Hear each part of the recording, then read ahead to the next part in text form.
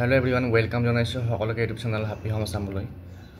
আমাৰ যি টেট কাম ৰিক্ৰুটমেণ্ট অনুষ্ঠিত হৈছিল তাৰে আণ্ডাৰত আমাৰ graduate teacher science mathematics arts Hindi Sanskrit তাৰ এগেইনষ্টত এই 226টা পোষ্ট গভৰ্ণমেণ্ট স্কুলবিলাকৰ কাৰণে আৰু আমাৰ প্ৰভিন্সিয়েল স্কুলবিলাকৰ কাৰণে এই 8004টা পোষ্ট এডভাৰটাইজ হৈছিল।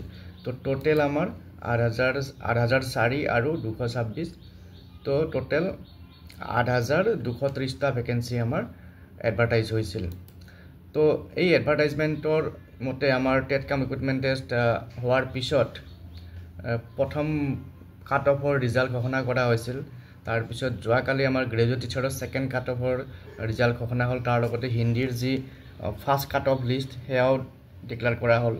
এতিয়া আমাৰ সকলোৰে মনত এটা প্ৰশ্ন আহিব পাৰে বা প্ৰশ্ন আহে যে এই ফাৰ্ষ্ট আৰু সেকেন্ড কাট অফ ডিক্লেয়াৰ কৰাৰ পিছত আমাৰ যিখিনি পোষ্ট গ্ৰেজুৱেট টিচাৰৰ এডভাৰটাইজ হৈছিল সেই গোটেইখিনি ফিল আপ হ'ল নে নাই।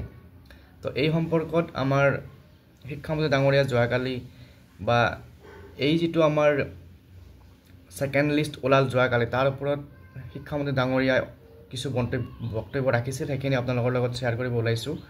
আশা কৰিছোঁ ভিডিঅ'টো শেষলৈকে চাব। যিসকলে চেনেলটো নতুনকৈ আহিছে ছাবস্ক্ৰাইব কৰি ল'ব আৰু নেক্সট আৰু এটা বিষয় লৈ আপোনালোকৰ মাজত আহিম। তো আহক এতিয়া আমি শিক্ষামন্ত্ৰী মহোদয় কি ক'লে চাওঁ।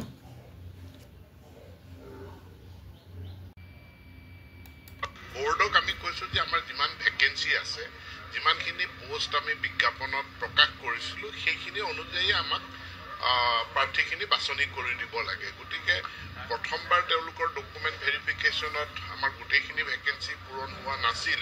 গতিকে বাকী থকা ভেকেঞ্চিখিনিৰ কাৰণেও বোৰ্ডে তেওঁলোকৰ ডকুমেণ্ট ভেৰিফিকেশ্যনৰ কাৰণে মাতিছে। আমি সুখী যে আমাৰ প্ৰায়খিনি খালী পদ পূৰণ হৈ যাব। আমি বিজ্ঞাপনত প্ৰকাশ কৰিছিলোঁ সেইখিনি অনুযায়ী আমাক প্ৰাৰ্থীখিনি বাছনি কৰি দিব লাগে। গতিকে প্ৰথমবাৰ তেওঁলোকৰ ডকুমেণ্ট ভেৰিফিকেশ্যনত আমাৰ গোটেইখিনি ভেকেঞ্চি পূৰণ হোৱা নাছিল। গতিকে বাকী থকা ভেকেঞ্চিখিনিৰ কাৰণেও বোৰ্ডে তেওঁলোকৰ ডকুমেণ্ট ভেৰিফিকেশ্যনৰ কাৰণে মাতিছে।